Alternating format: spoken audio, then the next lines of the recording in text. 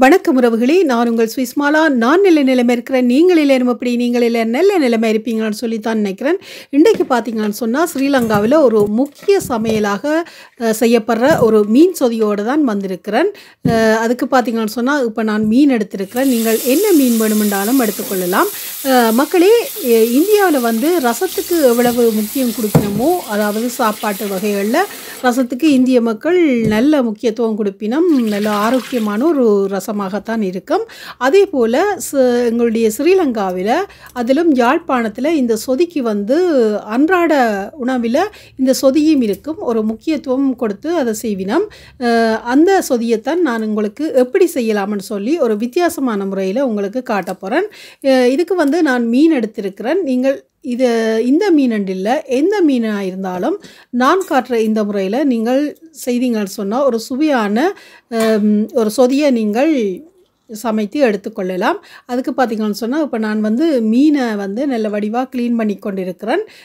எனக்கு வந்து சின்ன மீன்களில் சொதி வைக்கிறது தான் கூட விருப்பம். உண்மையிலும் பார்த்தீங்கன்னு சொன்னால் சிறிய மீன்களில் சொதி வச்சிங்கன்னு சொன்னால் சுவை வந்து உங்களுக்கு அதிகமாக கிடைக்கக்கூடியதாக இருக்கும். அந்த வகையில் தான் நான் இப்போ இந்த மீனை க்ளீன் பண்ணி கொண்டு இருக்கிறேன். இதை சூவாப்பாறைன்னு சொல்லிவிடமென்று நினைக்கிறேன். ஆனால் எனக்கு வடிவாக தெரியல. உங்களுக்கு இந்த மீனின் பேர் தெரிஞ்சுதான் எனக்கு கொமெண்டில் தெரிவிங்க. ஏனெண்டா எனக்கு இந்த மீனின் பேர் எனக்கு வடிவாக தெரியல.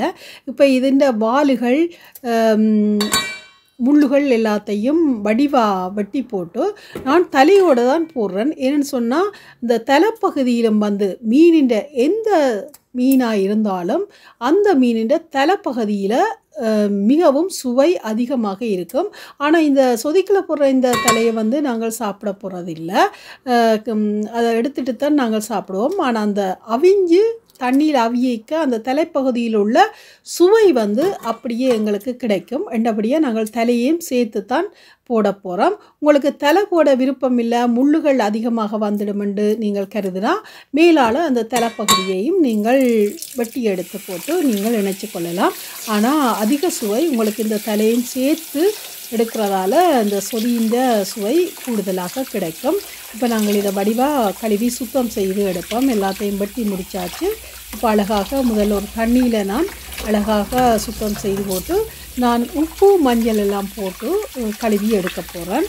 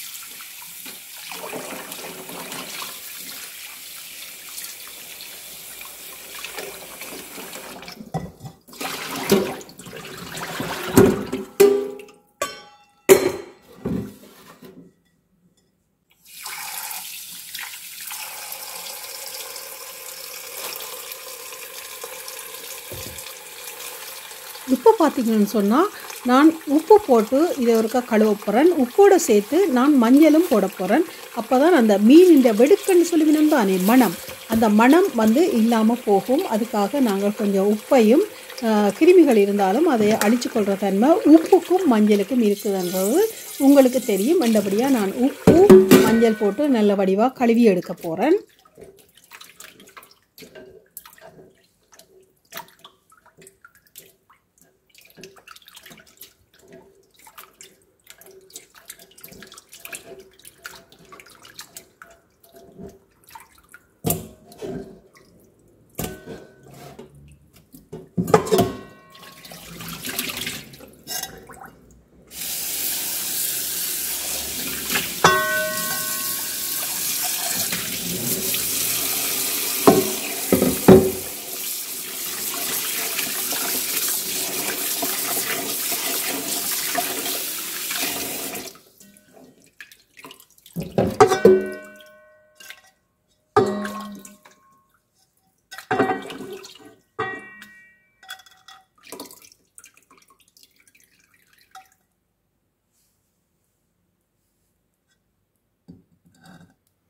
இப்போ பார்த்தீங்கன்னு சொன்னா, மீனெல்லாம் கழுவி சுத்தப்படுத்தியாச்சு.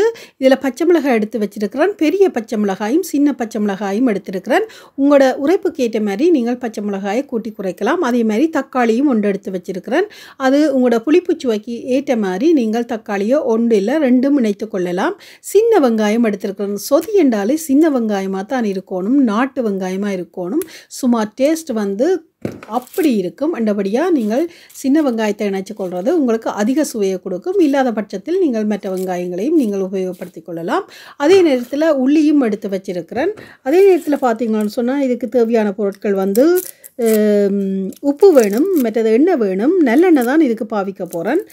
மற்றது மஞ்சள் வேணும், பெரிய சீரகம், மற்றது சின்ன சீரகம், வெந்தயம், மற்றது தேங்காய்ப்பால் முக்கியமான ஒன்று. தேங்காய்ப்பாலில் தான் இந்த சொதிய ஸ்ரீலங்காவில் வைப்பினம் கேரளா சமையல் போல் சும்மா டேஸ்ட் வந்து அசத்தலாக இருக்கும். என்றபடியாக இந்த சொதிக்கு வந்து முக்கியத்துவமானதே தேங்காய்ப்பால் தான். அடுத்தது பார்த்திங்கன்னு சொன்னால் தண்ணியும் தேவை, வெந்தயமும் தேவை. இப்போ நாங்கள் இதுக்கு தேவையான எல்லாத்தையும் வடிவாக சுத்தம் செய்துட்டு இப்போ வெட்டுவோம். இப்போ நான் சின்ன வெங்காயத்தை வெட்டி கொண்டு இருக்கிறேன். எல்லா பொருட்களையும் வெட்டி நாங்கள் ஆயத்தப்படுத்தி வைப்போம். இப்போ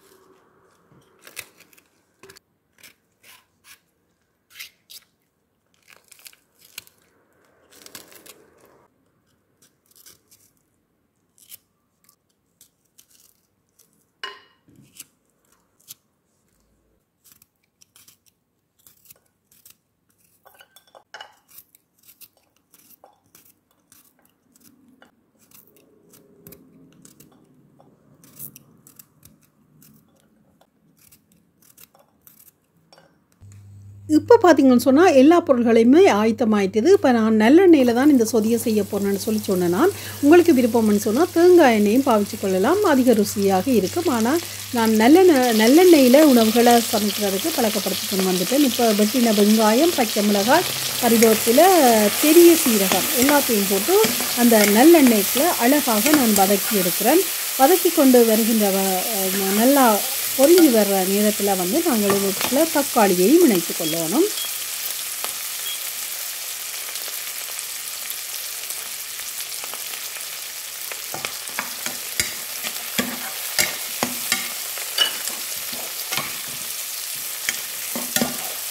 இப்போ பார்த்தீங்கன்னு சொன்னால் இந்த நிலை சரியாக இருக்குது. இந்த டைமில் நாங்கள் தக்காளியை போட்டு வதக்கணும்னு சொன்னால் நல்லா டேஸ்ட்டாக இருக்கும்.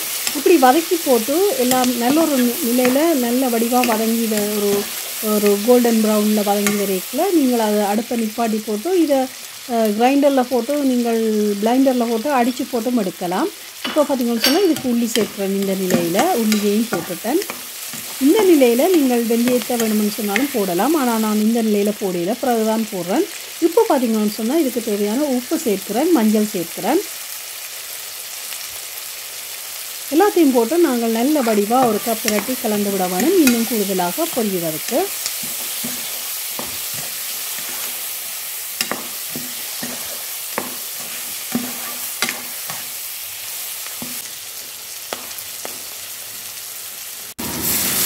இப்போ நல்லா பொரிஞ்சு வந்துட்டு இந்த நேரத்தில் வந்து இதுக்கு தேவையான தண்ணியை நாங்கள் விட வேணும். நீங்கள் சொன்னால் மீன் அவிஞ்சு விட வேணும். மீனுக்கு தேவையான தண்ணியை நீங்கள் விட வேணும். உங்களுக்கு எவ்வளோ சொதி வேணுமோ அதுக்கேற்ற மாதிரி நீங்கள் தண்ணியை நீங்கள் விட்டுக்கொள்ளலாம். இப்போ பார்த்திங்கன்னு சொன்னால் வெட்டி சுத்தம் செய்த எல்லா மீன்களையும் அதுக்குள்ளே போடுறேன். மீன் பார்த்திங்கன்னு சொன்னால் கெதியாக அவிகிற தன்மை கொண்டது. உங்களுக்கு ஒரு 6-7 இருந்து ஒரு 10 நிமிஷத்துக்குள்ளே அழகாக அவிஞ்சிடும். அதிலும் இது சிறிய மீனாக இருக்கிறபடியாக உங்களுக்கு ஒரு 6-7 நிமிஷத்துலேயே அவிஞ்சிடும். அதுக்கு பிறகு நாங்கள் வெந்தயத்தை போடலாம். இப்போ நாங்கள் வெந்தயம் போடுவோம். நான் முதலே குறிப்பிட்ட மாதிரி எண்ணெயில் வதங்கி கொண்டிருக்கையும் போடலாம். இப்போ வந்து நான் சொதிக்கில் கலக்கிறதுக்காக சின்ன சீரகத்தையும் உள்ளியையும் போட்டு கொஞ்சம் இடிச்செடுக்க போகிறேன்.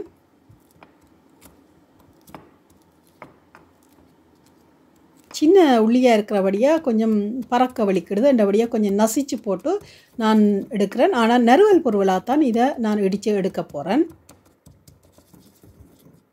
பாருங்க, இப்படி பதத்தில் இடித்து எடுத்தால் போதுமானதாக இருக்கும்.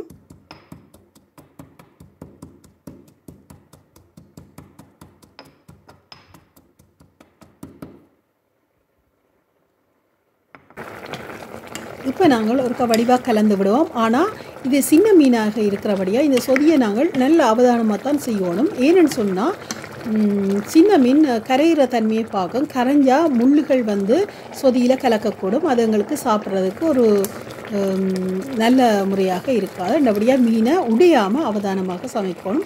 இப்போ நான் வெட்டி வச்ச வெங்காயத்தில் அப்படியே வதக்காமலும் கொஞ்சம் போடுறேன்.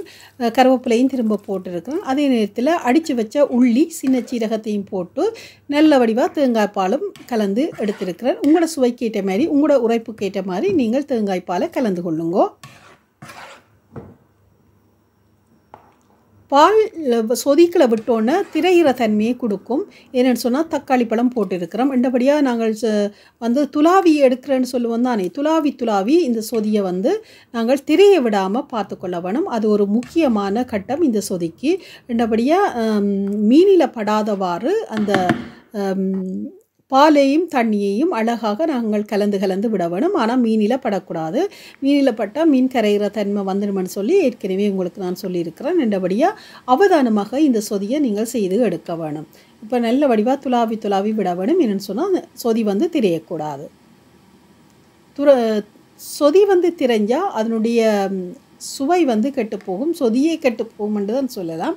இப்போ வந்து நாங்கள் பாலையும் வந்து தேங்காய் பாலையும் நல்லா கொதிக்க விட வேணும். தேங்காய் பால் ஒரு 3 அல்லது 4 நிமிடங்கள் கொதிச்சா போதும். நல்ல வடிவாக நாங்கள் துளாவி விட்டு அந்த 3-4 நிமிடமும் அழகாக மீனில் படாமல் துளாவி எடுத்து விட்டால் எங்களுக்கு ஒரு சூப்பரான சுவையான சொதி கிடைச்சிடும்.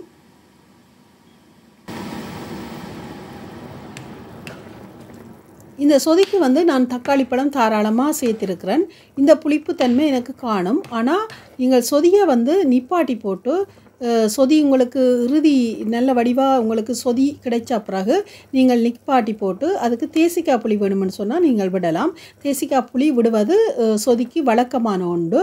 ஆனால் நான் தேசிக்காய் புளி விடையில்லை. அந்த தக்காளியையே கரையில் வச்சு நசிச்சு விடுறேன். ஏன்னு சொன்னால் அந்த புளிப்புத்தன்மை அதில் இறங்கட்டுமெண்டு. தக்காளி வந்து முக்கியத்துவம் மட்டும் இல்லை. நான் தக்காளி போட்டு காட்டியிருக்கிறேன். சில பேருக்கு தக்காளி வந்து ஒத்துக்கொள்ளாது.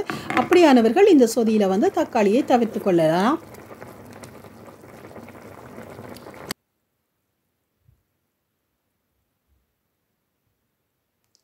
இந்த காணொளி உங்களுக்கு பிடிச்சிருக்குன்னு நினைக்கிறேன். பிடிச்சிருந்தா எனக்கு லைக் பண்ணுங்க, ஷேர் பண்ணுங்க, சப்ஸ்கிரைப் பண்ணுங்க.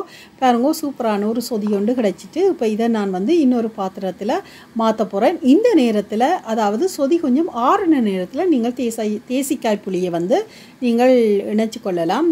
வடிவாக தேசிக்காய் புளியையும் விட்டு துளாவி எடுத்துக்கொள்ளலாம். தேசிக்காய் புளி விடைகளையும் அவதானமாக இருக்க வேணும். என்னென்னு சொன்னால் தேசிக்காய் புளி சொதிக்கிற விடைகளையும் சொதி திரையிற தன்மையை காட்டும். என்றபடியாக நாங்கள் அவதானமாக தேசிக்காய் புளியை விட்டு எடுக்க வேணும். நான் இப்போ எனக்கு இந்த தக்காளியினுடைய புளி கணக்காக இருக்கிறபடியாக நான் அதை விட இல்லை. இப்போ வந்து இன்னொரு பாத்திரத்துக்குள்ள இந்த சொதியை நான் மாற்றிக்கொள்கிறேன். மனம் நல்ல ஒரு மனம் கொண்டு வருகிறது. சுவையும் வந்து நல்ல சுவையாகத்தான் இருக்கும். என்னென்னு சொன்னால் இந்த முறையில் தான் யாழ்ப்பாணத்தில் சொதியை செய்வினம். இது மட்டும் இல்லை, இதே மாதிரி பல முறைகளில் வந்து சொதிகளை செய்து கொண்டிருப்பினம். பழமையான காலத்தில் வேறு விதமாக செய்வினம், இந்த காலத்துல எல்லாம் விதம் விதமாக செய்யினம், இதை தாளிக்காமல் செய்வினம். அப்படி சொதிகளில் வந்து நிறைய வகைகள் இருக்குது. நான் முடிந்தவரை உங்களுக்கு ஒவ்வொரு முறைகளையும் உங்களுக்கு செய்து காட்டுறதுக்கு முயற்சி செய்கிறேன். இதே மாதிரி உங்களுக்கு மீண்டும் ஒரு ஆரோக்கியமான நல்ல ஒரு சொதியோட அல்லது நல்ல ஒரு உணவோட உங்களை சந்திக்கிறேன். உங்களோட ஆதரவுகளை, அதாவது நீங்கள் சப்ஸ்கிரைப் பண்ணி போட்டு தொடர்ந்து பார்த்தா தான் எனக்கு நல்ல ஒரு சப்போர்ட்டாக அமையும். என்றபடியாக நீங்கள் என்னுடைய சேனலை பார்க்குறீங்க, பார்த்துட்டு நீங்கள் சப்ஸ்கிரைப் பண்ண மறக்கிறீங்களோ இன்னோ தெரியல. என்றபடியாக நீங்கள் சப்ஸ்கிரைப் பண்ணிவிட்டு பார்த்தா எனக்கு ஒரு பெரிய ஒரு சப்போர்ட்டாக அமையும் என்பதை நான் திரும்பவும் சொல்லிக்கொள்கிறேன். பாருங்கோ, நல்ல சூப்பரான நல்ல கலரோட நல்ல வாசத்தோட நல்ல சுவையான ஒரு சொதி எங்களுக்கு கிடைச்சிருக்கு. இந்த சொதியை வந்து நீங்கள் எந்த உணவாக இருந்தாலும் நினச்சி சாப்பிடலாம். கூடுதலாக வந்து வெள்ளை சாதம் இருக்குத்தானே, அந்த வெள்ளை சாதத்துக்கு அப்படி ஒரு டேஸ்ட்டாக இருக்கும். மற்றது புட்டு, அது என்ன வகை புட்டாக இருந்தாலும் இப்படி ஒரு மீன் சொதியை வச்சிங்கன்னு சொன்னால் வேறு எந்த ஒரு கறியுமே தேவையில்லை. அப்படியே இந்த மீன் சொதியோடையே நாங்கள் சாப்பிட்டுடலாம். அவ்வளவு ருசியாக இருக்கும்.